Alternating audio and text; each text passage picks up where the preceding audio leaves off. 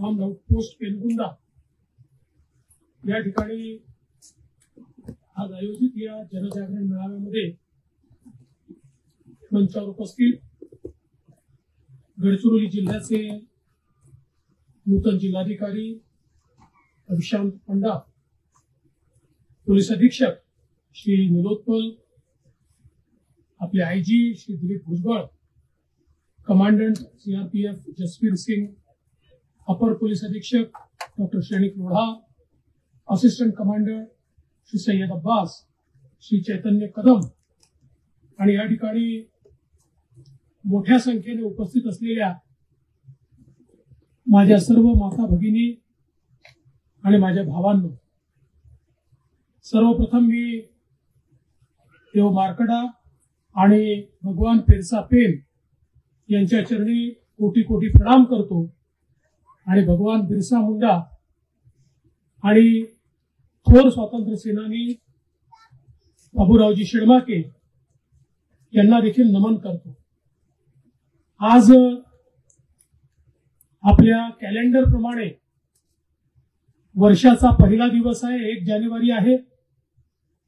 वर्षाच्या पहिल्या दिवशीच आपल्या सर्वांची भेट घेण्याची संधी मला मिळाली, म्हणून मी आपल्या सर्वांना मनापासून शुभेच्छा देतो। नवीन वर्षात नवीन आउटपोस्ट आणि नागरिक सुविधा केंद्र सुरू होत आहे।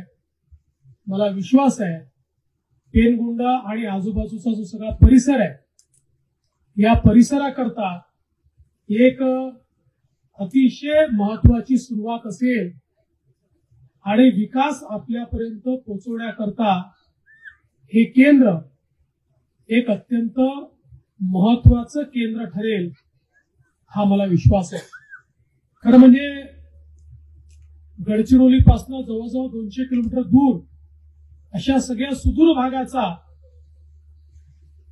विकास व्हावा या दृष्टीनं हे आपण केंद्र या ठिकाणी सुरू केलेलं आहे आणि मोठ्या प्रमाणात रस्त्याचं काम करत आज या ठिकाणी आपण हे काम करू शकलो।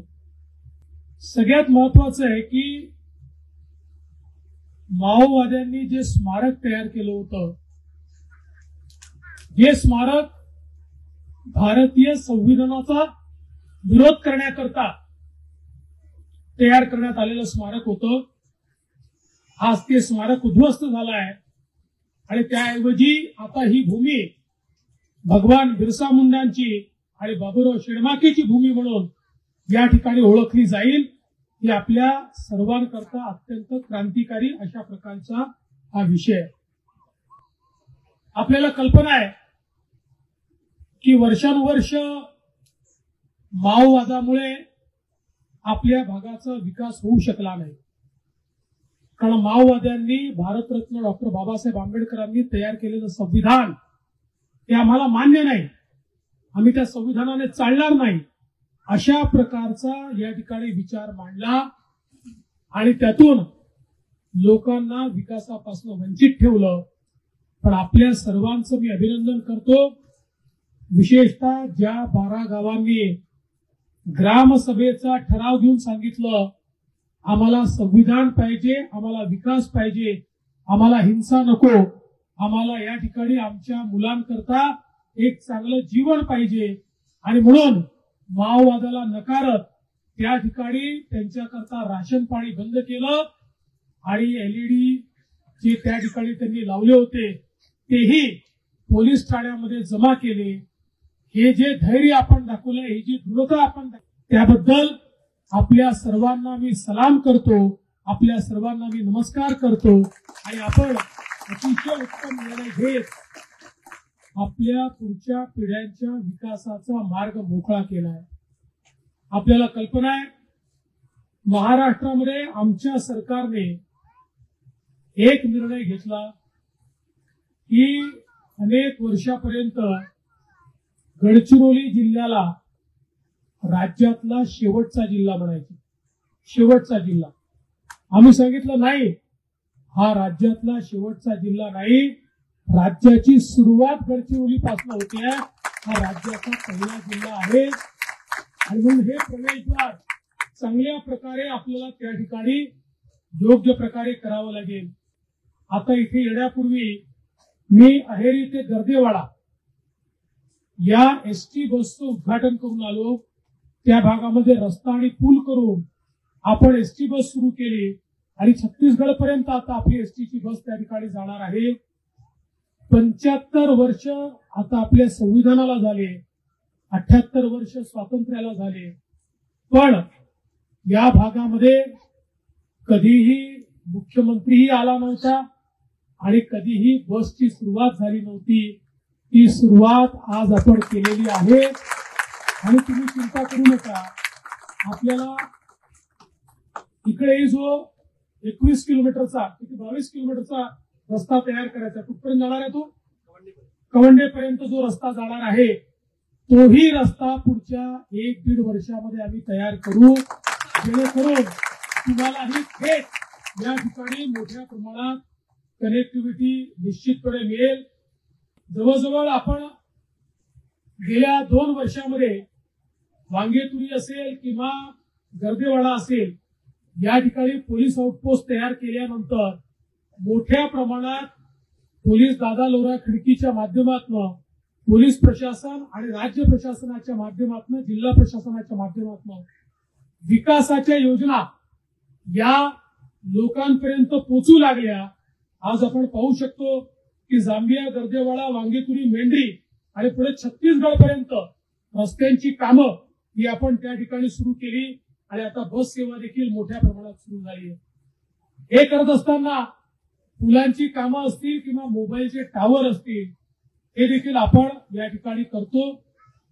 माओवादी जरी सातत्याने याला विरोध करतात, त्यांना पुलांची कामं नको, रस्त्यांची कामं नको, मोबाईलची टावर नको, पण आमच्या नव्या पिढीला मोबाईलचं टावर हवंय. कारण मोबाईलच्या माध्यमातून टावरच्या माध्यमातून केवळ कनेक्टिव्हिटी पोहोचत नाही, त्यातलं शिक्षण पण चांगल्या प्रकारे पोहोचतं, त्यांना आरोग्य सेवा पण चांगल्या प्रकारे पोहोचते आणि त्यातनं प्रत्येक व्यक्तीच्या जीवनामध्ये मोठ्या प्रमाणात या ठिकाणी परिवर्तन होतं आणि म्हणून हे काम आज आपण या ठिकाणी करतोय. मला या गोष्टीचा देखील आनंद आहे. गेल्या 4 वर्षामध्ये आमच्या गडचिरोली जिल्ह्यातनं एकही तरुण किंवा तरुणी माओवाद्यांमध्ये भरती झालेली नाही, कोणीच आता जात नाही. या उलट जे मोठे मोठे वर्षानुवर्ष माओवादी होते त्या सगळ्यांनी आत्मसमर्पण करणं चालू केलं आहे आणि तेही निर्धार करतायत की भारतीय संविधानाने जे राज्य तयार केलं, जे राष्ट्र तयार केलं त्याच्या मुख्य धारेमध्येच आम्ही काम करू. त्यामुळे हळूहळू त्यांच्याही मतामध्ये मोठ्या प्रमाणात परिवर्तन होत आहे. मला विश्वास आहे की पुढच्या 2 वर्षामध्ये हा संपूर्ण माओवाद या ठिकाणी खऱ्या अर्थानं संपुष्टात येईल आणि विकासाची कामं झाल्यामुळे या ठिकाणी आपल्या जीवनामध्ये एक मोठं परिवर्तन येईल, गरिबी दूर होईल. शेतकरी असेल, शेतमजूर असेल, वनमजूर असेल, प्रत्येकाच्या जीवनामध्ये एक मोठं परिवर्तन हे आपल्याला निश्चितपणे पाहायला मिळेल. आणि म्हणूनच मी हा निर्णय केला की आपण नवीन वर्षाची पहिली पहाट ही गडचिरोलीच्या आमच्या जनतेसोबत या ठिकाणी आणि गडचिरोलीतल्या आमच्या जवानांसोबत आपण घालवायची, जेणेकरून ही जी नवीन सूर्योदय आता गडचिरोलीमध्ये होतोय, या ठिकाणी वेगवेगळ्या प्रकारचे उद्योग येत आहेत, इथे एअरपोर्ट होत आहे, इथे मेडिकल कॉलेज होत आहे, सामान्य माणसाच्या जीवनात मोठं परिवर्तन आपण करतो. ते परिवर्तन शेवटच्या गावापर्यंत पोहोचवण्याचा आमचा उद्देश आहे. विशेषतः आमच्या ज्या महिला भगिनी आहेत यांना प्रशिक्षण देऊन त्यांच्या हाताला काम द्यायचं, 2 पैसे त्यांच्याकडे आले तर चांगल्या प्रकारे आपलं जीवन ते या ठिकाणी घडवू शकतात, हा आमचा प्रयत्न आहे. आज लाडकी बहीण सारखी योजना आपण आणली, त्या योजनेच्या अंतर्गत आमच्या बहिणींना 1500 रुपये आपण त्या ठिकाणी देतोय. शेतकऱ्यांना आपण शेतकरी सन्मान योजनेच्या अंतर्गत माननीय मोदी साहेबांच्या नेतृत्वात 12,000 रुपये त्या ठिकाणी देतोय आणि विविध योजनांच्या माध्यमातून पुढच्या काळामध्ये चांगल्या प्रकारे शेतीत काम करता आलं पाहिजे।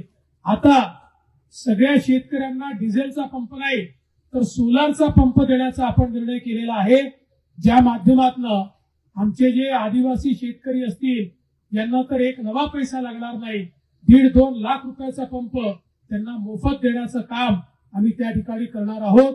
आणि या माध्यमातून मोठ्या प्रमाणात त्यांनाही मदत झाली पाहिजे, आमच्या शेतमजुरांनाही मदत झाली पाहिजे, अशा प्रकारचा आपला प्रयत्न आहे।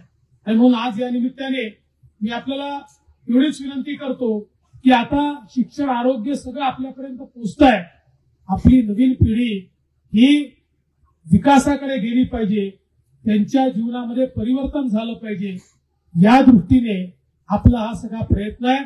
आणि त्यात तुमचं जे समर्थन मिळत आहे, तुमची जी साथ मिळते आहे, ही सगळ्यात महत्वाची आहे। मी तुम्हाला एवढंच सांगतो, महाराष्ट्राचं सरकार जरी मुंबईमध्ये बसलं असलं, आमची नजर ही गडचिरोली जिल्ह्याकडेच आहे, ते आपण सगळ्यांनी लक्षात ठेवावं। आणि म्हणून पेनगुंडा हे जरी 1200-1400 किलोमीटर दूर असलं मुंबईपासनं, तरी तुम्ही काळजी करू नका, तुम्ही आमचे शेजारी आहात, अशा प्रकारे तुमच्याकडे लक्ष देऊन तुमचे जे विषय आहेत ते विषय आपण मार्गी लावू। मी पुन्हा एकदा पोलीस प्रशासनाचं मनापासून अभिनंदन करतो। इथे पोलीस आपला जीव धोक्यात घालून केवळ माओवाद्यांची लढत नाहीत, तर आमचे पोलीस जिल्हा प्रशासनाच्या मदतीनं विकासाचं प्रत्येक कार्य हे तुमच्यापर्यंत पोहोचवतात। आणि म्हणून त्यांचं आणि वेगवेगळ्या जिल्हा प्रशासन असेल, पीडब्ल्यूडी असेल, सगळ्यांचं मनापासून अभिनंदन करतो। पुन्हा एकदा आपल्या सर्वांना मनापासून नवीन वर्षाच्या शुभेच्छा देतो आणि माझं बोलणं संपवतो। जय हिंद, जय सेवा, जय महाराष्ट्र।